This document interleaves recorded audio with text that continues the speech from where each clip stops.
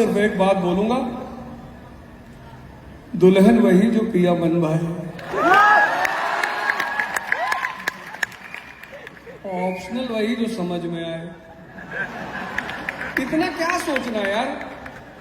तुम लड़की देखने जाओगे तब तो हमको नहीं बुलाओगे कि और तो ओझा बता दो इस लड़की से शादी करे कि नहीं करे।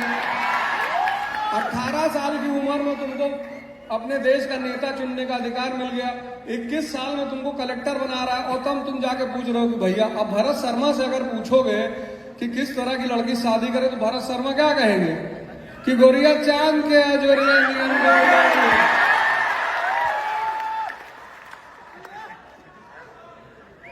हैं। भरत शर्मा तो यही कहेंगे ना कि गोरिया चांद के अजोरिया नियन गोर बाड़ू। मनोज तिवारी से पूछोगे तो कहेंगे कि जोन बाद बा सवर को में गोर का करी।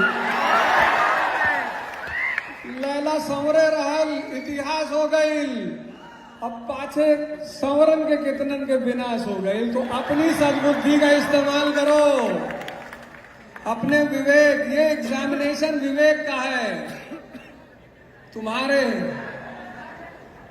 तो सर लोगों ने जो बता दिया सिंपल तरीके में यही है कि आप अपना विवेक का इस्तेमाल करिए और चयन करिए। और अपना जो एक बड़ी मजेदार बात बता दूं, अपना ऑप्शनल किसी को मत बताइए। जैसे आपका ऑप्शनल ज्योग्राफी है, आपका ये हिस्ट्री, उससे क्या होगा, उससे सामने वाला क्या करे, आपको हिस्ट्री की 10 बुराई बता देगा। उसको सिर्फ आपको डिमोरलाइज करना है, कहेगा हिस्ट्री में नंबर नहीं आता, बहुत बड़ा है, और तुम्हारा है ही नहीं, तुम्हारा हिस्ट्री ऑप्शनल है ही नहीं।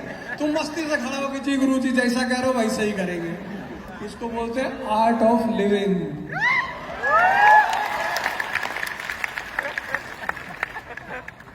विक्रांत का सवाल है, अटेम्प्ट कैसे मैनेज करें? 1-2 बार तो ट्राई करने में अटेम्प्ट खराब हो जाते हैं और फिर अटेम्प्ट खर्च करने में डर लगता है। और हमसे लोग पूछते, हम पूछते कब दे रहे हो अटेम्प्ट? कह रहे पापा कह रहे हैं इस बार दे लो, एक बार दे के देख लो, एक बार शादी करके भी देख लो,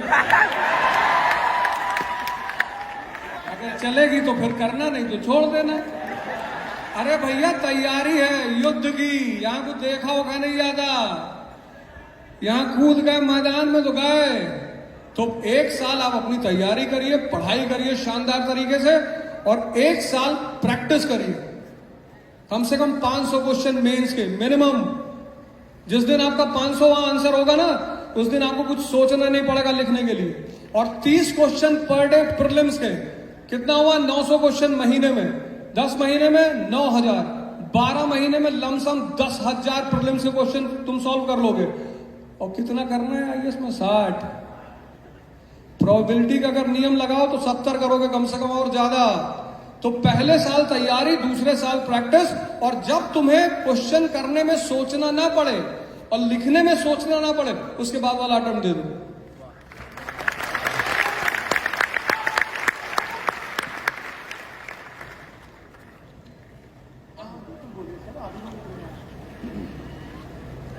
सर ने तो स्केल बता दिया कि ये स्केल है, ऐसा हो तो ही जाना है।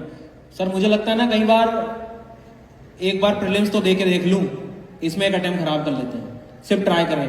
अच्छा, कुछ बच्चों का बोझ भी होता है कि 1 साल दिल्ली में रह रहा है, तो प्रूफ तो करो क्या कर रहे थे आप, क्योंकि इससे डर लगता है किसी शादी में जाऊंगा तो पूछ न ले क्या हुआ।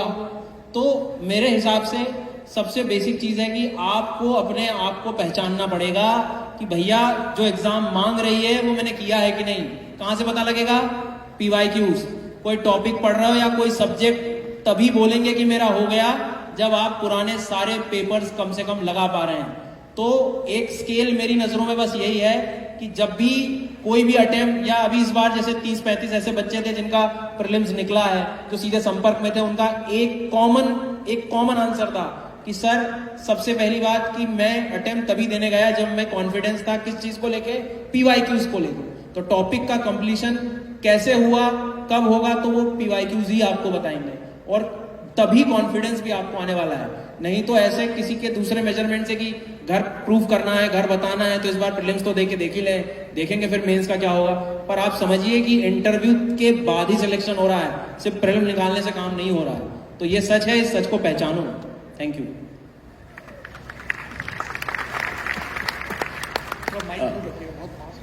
बस थोड़ा सा बोलना चाहेंगे यहाँ पे एक अलग अंदाज में।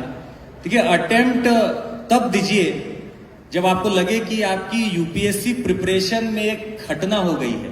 सुनिएगा, यूपीएससी प्रिपरेशन में जब वो घटना हो जाए, जब लगे कि आप उसके बिहार और वो आपकी पटना हो जाए, तब शायद आप सोचिएगा कि अटेम्प्ट देना है। और वो अटेम्प्ट ऐसा होना चाहिए, ईमानदारी से पढ़ा लिखा सब कुछ किया, ईमानदारी से, शिद्दत से, और वो आपका ऐसा अटेम्प्ट हो जिसमें लगे कि यार कुछ नहीं तो ईमान तो कम से कम कहे कि हाँ कुछ पढ़ के ही दिया है। मुंह उठाए सुबह चल दिए प्रीलिम्स, अरे आज प्रीलिम्स का पेपर है, चलो दे लेते हैं, एडमिट कार्ड वहीं चलते चलते के निकाल लिए, पेन लेके वहां पे पहुंच के सेंटर पे कुछ लोग पेन ले रहे और वो अटेम्प्ट देने आ रहे हैं। Please let's not do this. अगर आपको देना है तो बिल्कुल बिहार पटना वाला रिलेशन रखिए कि एक के बिना जिया नहीं जा रहा और यहाँ पे यूपीएससी है दूसरा एंटिटी।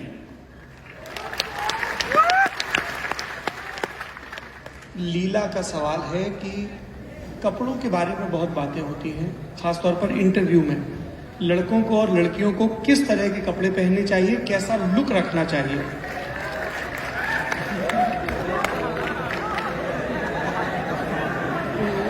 हवा में उड़ता जाए मेरा लाल दुपट्टा मलमल का।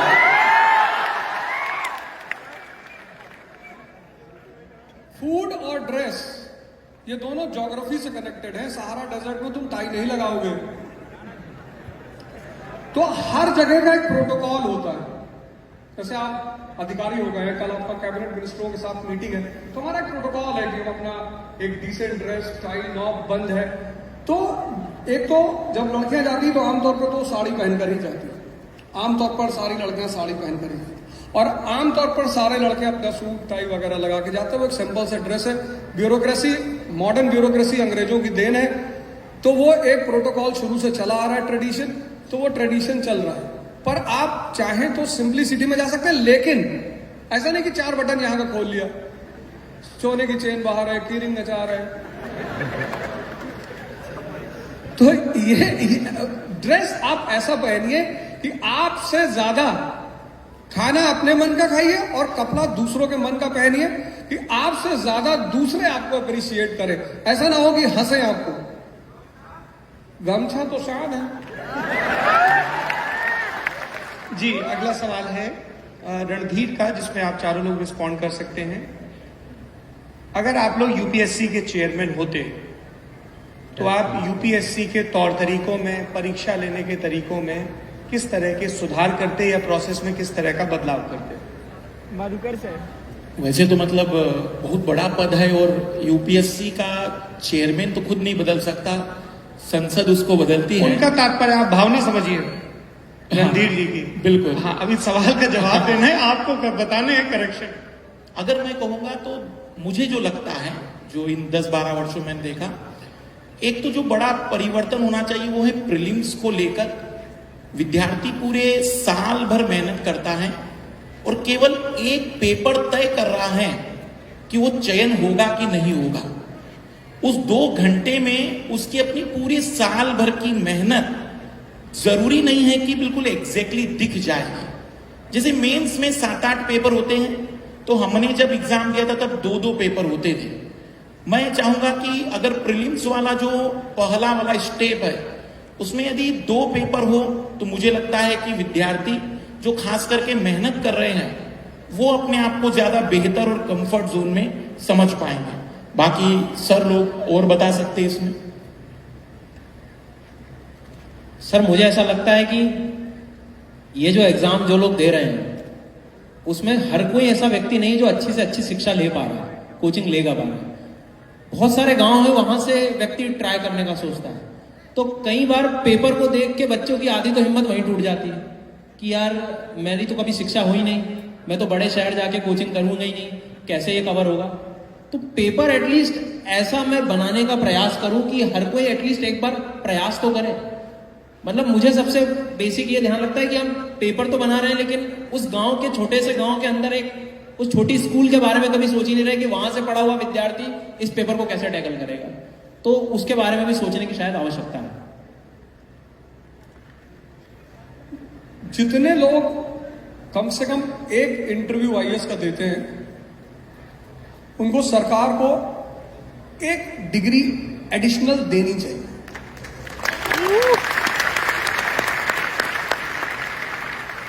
कि आईएएस स्टेट सर्विस कमीशन को भी जोड़ा जा सकता है कि जो लोग इंटरव्यू दे रहे हैं, जैसे हमारे चंद्रमौली साहब 4 इंटरव्यू दिए, तो एक एडिशनल डिग्री देना चाहिए कि अगर उसको एक मानकता मानना चाहिए कि साहब ये आदमी इंटरव्यू तक पहुंचा है और अब इस देश में या दुनिया में कुछ भी करने की स्थिति में है, तो वो जो इंटरव्यू के बाद अगर आदमी निकला तो जो पूरा अंधेरा छाता है उससे बहुत सारे लोगों को बहुत सहारा मिला।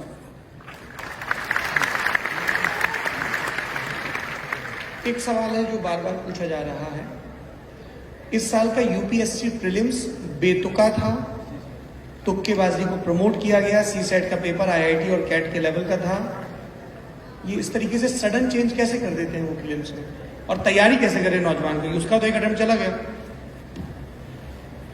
नहीं, ऑफिस में जो बॉस होता है तो जब वो देखता है कि बहुत सारे लोग बैठे हैं तो कोई ना कोई काम ही दे देगा कि यार बाहर जाके गिनो कितने रिक्शे वाले गुजरे।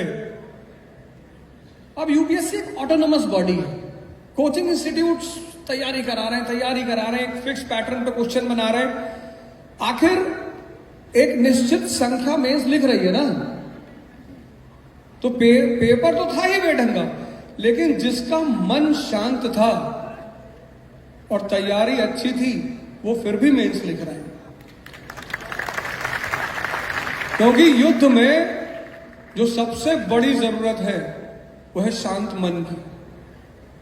तो पेपर बेढंगा रहा होगा, सही बात है, बहुत लोगों की किस्मत भी काम कर गई होगी, तो मैं तो यही अपील कर सकता हूं कि इस तरह का पेपर भविष्य में ना बनाया जाए, लेकिन फिर भी उससे ज्यादा मैं प्रतिस्पर्धियों से अपील करूंगा कि वो इतना शांत रहे कि पेपर कुछ भी हो वो उस लिस्ट में रहे जहां उन्हें एग्जाम देना है।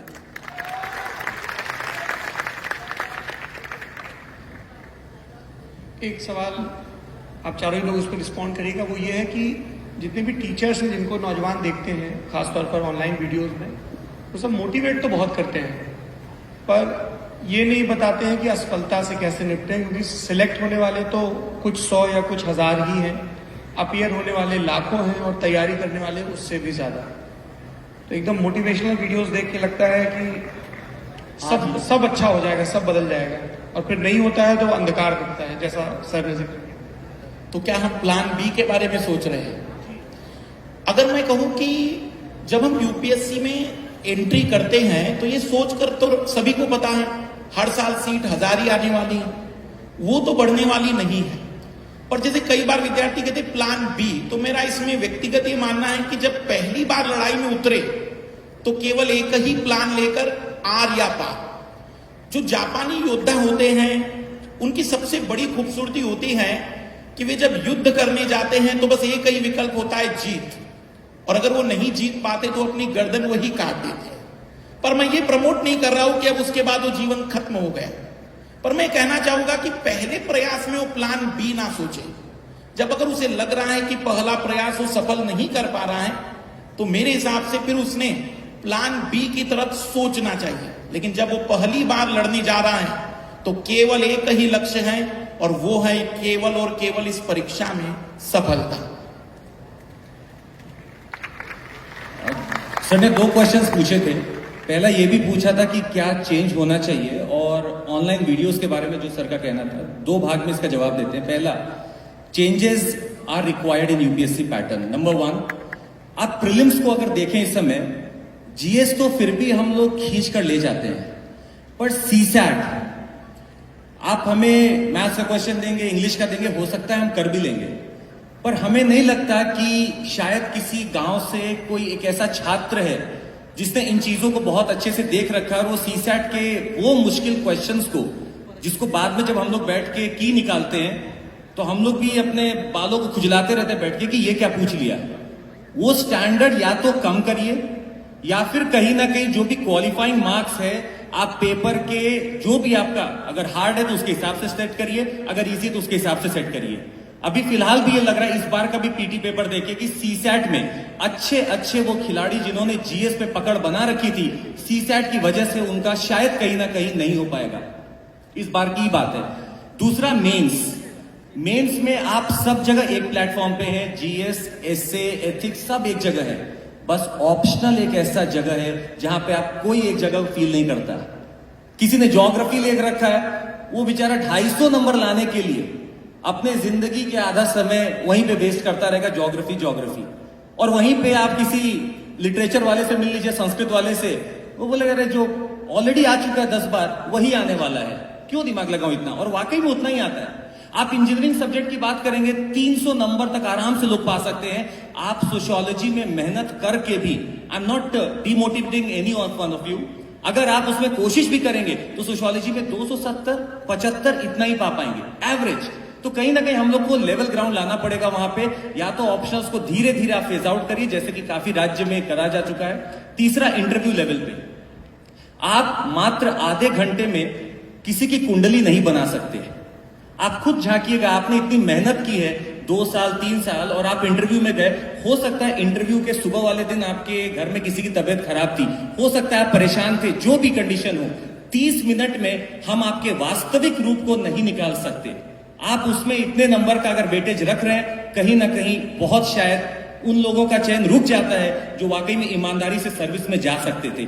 चौथा, क्रेडिट सिस्टम होना चाहिए यूपीएससी में, जो आजकल के कॉलेजेस में होता है। फॉर एग्जाम्पल, अगर इंटरव्यू दिया नहीं हुआ, आप उसको एक क्रेडिट दीजिए। उस क्रेडिट का यूज करके हो सकता है अपने स्टेट या राज्य पीसीएस में उसका रिजर्वेशन का फायदा उठाए या कहीं और उठाए, क्योंकि उसने इतनी मेहनत की है। Let's not waste this youth. और रही ऑनलाइन वीडियोस की बात, तो देखिए ऐसा है कि मोटिवेशन तो जरूरी है जिंदगी में, पर कंटेंट के बिना मोटिवेशन बिल्कुल वैसा ही हालत होगा गेम में कि आपकी स्ट्रैटेजी तो बनी हुई है पर योद्धा नहीं है।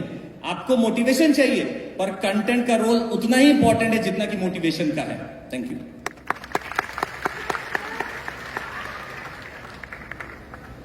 देखो, आप सब लोगों को 2 लोगों को अपना आदर्श बनाना चाहिए। एक तो रैंचो को कि भैया योग्यता पैदा करो, सफलता तुम्हारे पीछे भागेगी। यूपीएससी का आदमी जिसको इकोनॉमी पता है, ज्योग्राफी पता है, फिजिक्स पता है, बायो पता है, एनवायरनमेंट पता है, इकोलॉजी पता है ना। और दूसरा, एक लाइव एग्जांपल दे रहा हूं। इस संस्था का जो को फाउंडर है उसका नाम है रोमन सैनी। और हमारा स्टूडेंट वाजीराम में 18वीं रैंक आईएएस में, और छोड़ के $3 बिलियन की कंपनी खड़ा कर दिया और उसका शिक्षक उसके यहां काम कर रहा है।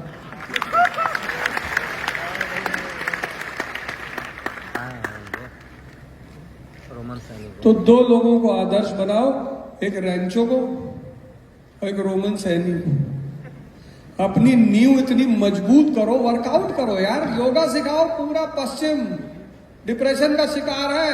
बाबा रामदेव की मैं बड़ी इज्जत करता हूं। ईस्ट इंडिया कंपनी आई थी कमोडिटी लेके, बाबा सांस बेच रहा। इतना बड़ा कल्चर है ये, इतने ज्यादा लोग, मैं तो वीडियो देखता हूं, डायबिटीज रिवर्सल, सब आजकल डायबिटीज रिवर्स करा रहे हैं। इतनी ज्यादा पोटेंशियलिटी है। तुम सिर्फ मेरा स्टूडेंट है, एक मिनट, मेरा स्टूडेंट है इलाहाबाद में, तो हमसे बोला आया एडमिशन लिया, कहा गुरुजी हम आईएएस तो ना बन पाएंगे। हमने कहा क्यों? कहा 7 साल जेल में थे, अभी छूटे हैं। हमने कहा तो मालिक पढ़ने का है, चले आए। यहां तुम्हारी क्या जगह है? उसने कहा नहीं, आपको सुनते सुनते पढ़ने की इच्छा हुई, पढ़ रहे हैं और आईएएस की तैयारी करेंगे। और उस लड़के ने पिछले 2 साल में अपने आप को इतना बड़ा योगा गुरु बना लिया है कि हमारी जो संस्था है, और संस्था से अलग उन सारे बच्चों को वो सुबह योगा सिखाता है। और 6 लड़कों से शुरुआत हुई थी, आज कम से कम 1400-1500 लड़के उसके पास सुबह योगा करने आते हैं। योग्यता डेवलप करो यार।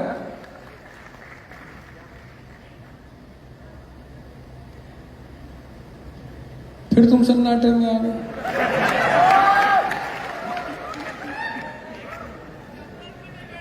एक सवाल बार बार ये पूछा जा रहा है कि चैट जीपीटी का क्या असर होगा। चैट जीपीटी का इस्तेमाल करके क्या हम लॉन्ग फॉर्म क्वेश्चंस के जो आंसर्स हैं उनको फ्रेम कर सकते हैं, रट्टा मार सकते हैं, नए सिरे से कंपोज हो जाएगा वगैरह वगैरह? इसके बारे में तो कुछ नहीं पता है। जब पता नहीं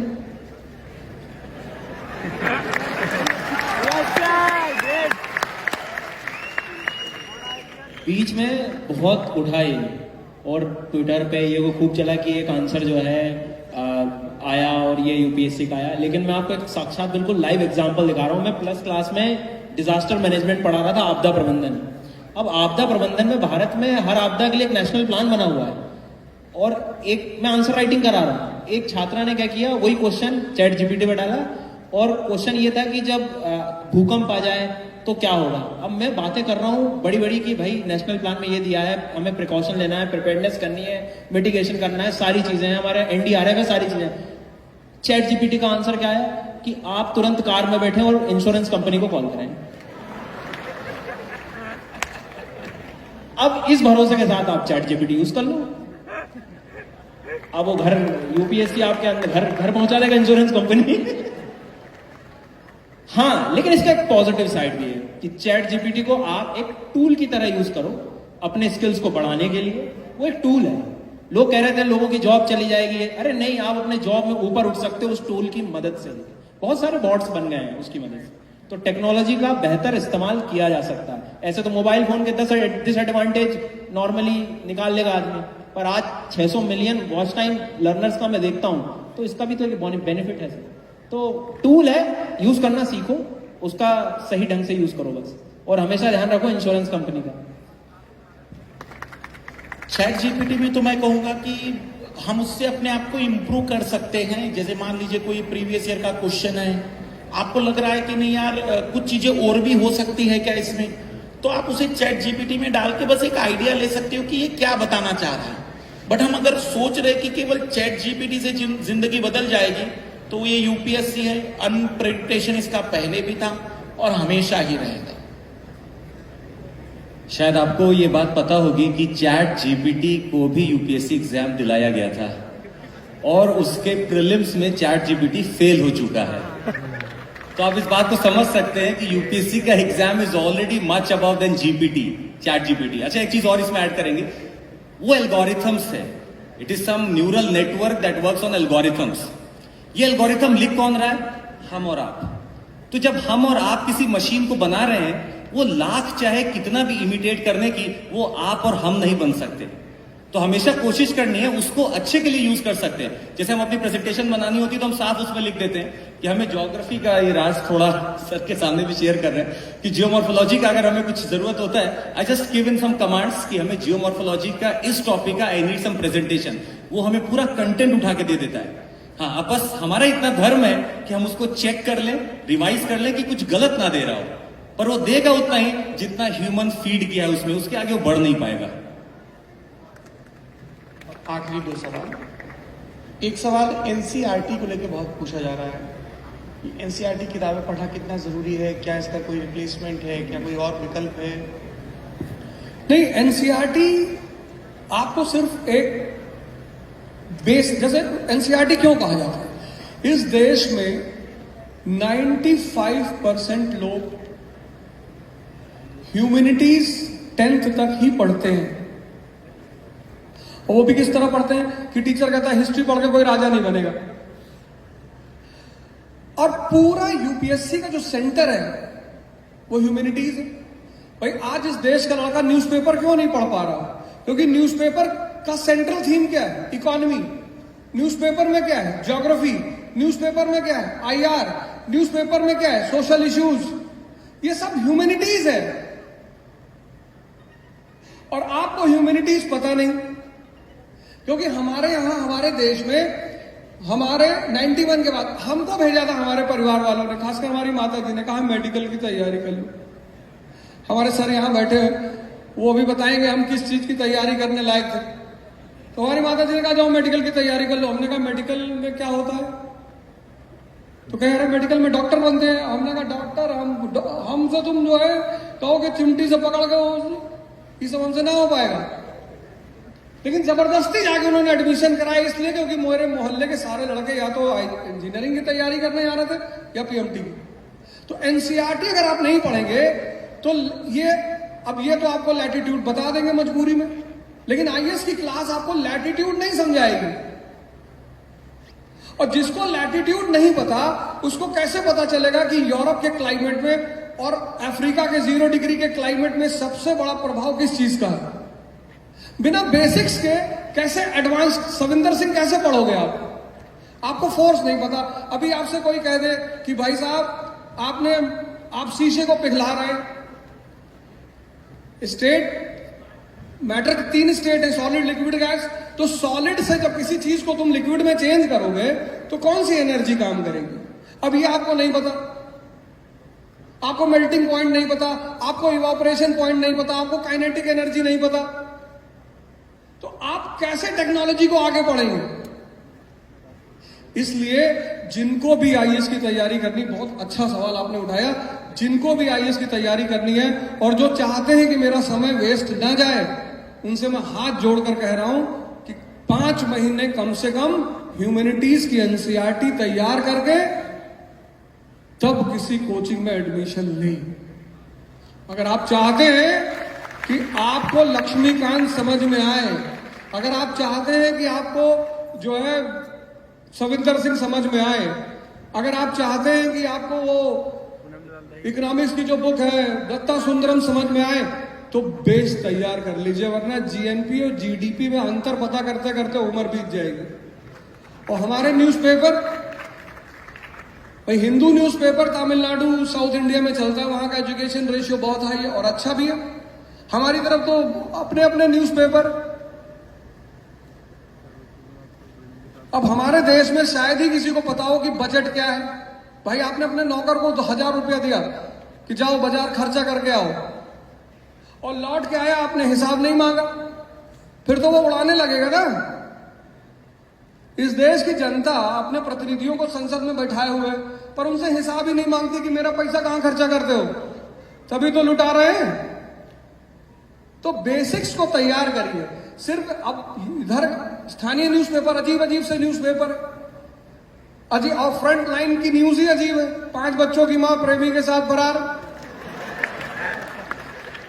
अब जब तुमने पहली बार हिंदू उठाया, उसकी फ्रंट लाइन पढ़ी डेमेस्कस इन डेंजर, तो तुमको ये नहीं पता चला कि डेमेस्कस नाउन है कि प्रोनाउन है कि एडजेक्टिव है, तुम मीनिंग ढूंढ रहे हो। 2 दिन बाद तुम्हारी तरह कोई लड़का बगल से निकला, कहा अबे डेमेस्कसवा सीरिया में है। जैसे बिना बेस के बिल्डिंग नहीं बन सकती, ऐसे बिना एनसीईआरटी के कोई आईएएस नहीं बन सकता। एनसीईआरटी पढ़ो।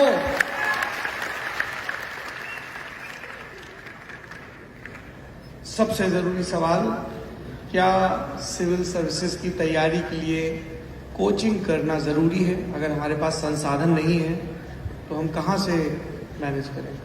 जो सिद्धार्थ की क्षमता रखते हैं, उनके पास यूट्यूब पड़ा हुआ है, ऐसे हमारे जैसे हजारों टीचर उस पर पढ़ा रहे हैं, वहां से दिशा ले ले। जो सिद्धार्थ की क्षमता रखते हैं, सिद्धार्थ की, और सिद्धार्थ की क्षमता है तपस्या करने की, जज्बा है। जो डॉक्टर अंबेडकर की क्षमता रखते हैं कि हम भूखे रहेंगे लेकिन पढ़ेंगे, उनको कोचिंग की जरूरत नहीं। लेकिन जिनको इन्वायरमेंट चाहिए, एक साहब से उन्हें पूछा दिल्ली का आया हो, कहे भैया वहां इन्वायरमेंट नहीं है। हमने कहा यहां कौन सा इन्वायरमेंट है, स्पेलिंग लिख के दिखाओ इन्वायरमेंट की। अगर आप डॉक्टर अंबेडकर हैं, अगर आप भगवान बुद्ध की क्षमता रखते हैं, सिद्धार्थ की मैं अकेले लड़ूंगा और दिशा लूंगा लोगों से, उनको कोचिंग जाने की कोई जरूरत नहीं। लेकिन अगर आपको लगता है कि यार लाइब्रेरी क्यों बनी, मंदिर क्यों बना, मस्जिद क्यों बना, क्योंकि सबके मन नहीं है पूजा करने का, लेकिन जब 50 आदमी वहां बैठेंगे तो आपका भी मन बन जाएगा।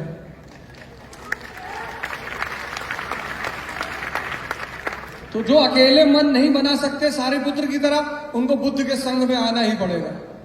बुद्ध ने कोई कोचिंग नहीं की, लेकिन बुद्ध ने कोचिंग खोली और उनके कोचिंग में हजारों स्टूडेंट, महाकश्यप, सारिपुत्र, उपाली। तो ये आप डिसाइड करेंगे कि आप कौन सी कैटेगरी में हैं। आखिरी सवाल इस समागम का आप चारों लोगों से है। आजादी के अमृत महोत्सव के काल में 75 बीत गए, आपके हिसाब से देश की सबसे बड़ी चुनौती क्या है जिस पर पूरे देश को, सरकार को, समाज को काम करना होगा। चारों लोग अलग अलग बताइएगा, तो आप तय कर सकते हैं कौन सबसे आखिरी में बताएंगे। किसी भी व्यक्ति, समाज, राष्ट्र के निर्माण में जो आधारभूत आवश्यकता है वो है शिक्षा। और डॉक्टर अंबेडकर की एक लाइन तो मेरे दिल में बैठ गई, शिक्षा शेरनी का दूध है।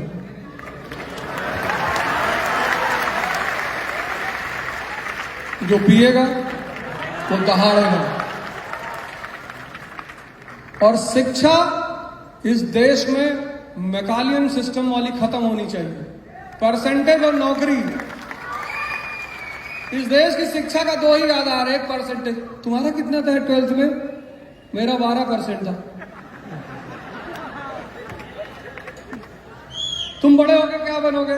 मैं तो आईआईटी में जाऊंगा। आप जाइए, आईआईटी कोई बड़ी बात नहीं है, कोई बुरी बात नहीं है, लेकिन सिर्फ नौकरी को अपने जीवन का उद्देश्य क्यों बना रहे हैं?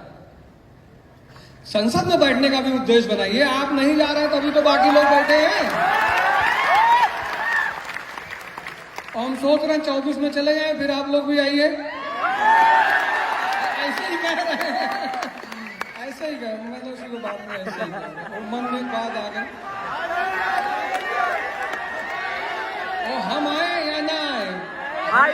अच्छा ये तो बता दीजिए, लोकसभा से भेजेंगे या राज्यसभा से?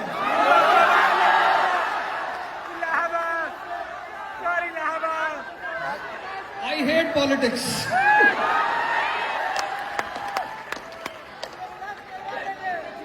मुझे राजनीति से नफरत है।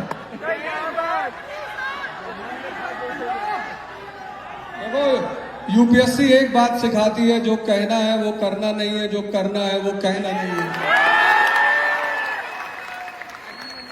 इसी को हम संवैधानिक भाषा में बोलते हैं डिप्लोमेसी।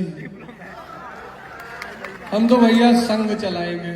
संघ मतलब वो क्या कहते हैं, बुद्ध वाले संघ की बात कर रहा हूं।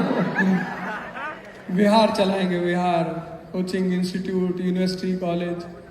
आप सब लोगों का बहुत बहुत धन्यवाद। और आशा करते हैं बहुत जल्दी हम दोनों भाई आपसे यहाँ फिर मिलेंगे। और इतना प्यार कि मतलब अगर मैं वहां 1 मिनट और खड़ा हो जाता तो मैं रोने लगता। और मैं जो है अपने गुरुजी हैं उनको बुलाना चाहता हूं, सीबी सर। मैं चाहता हूं सीबी सर मंच पे आए और सीबी सर अपने मित्र को भी लाएं, उनको भी लेकर आए।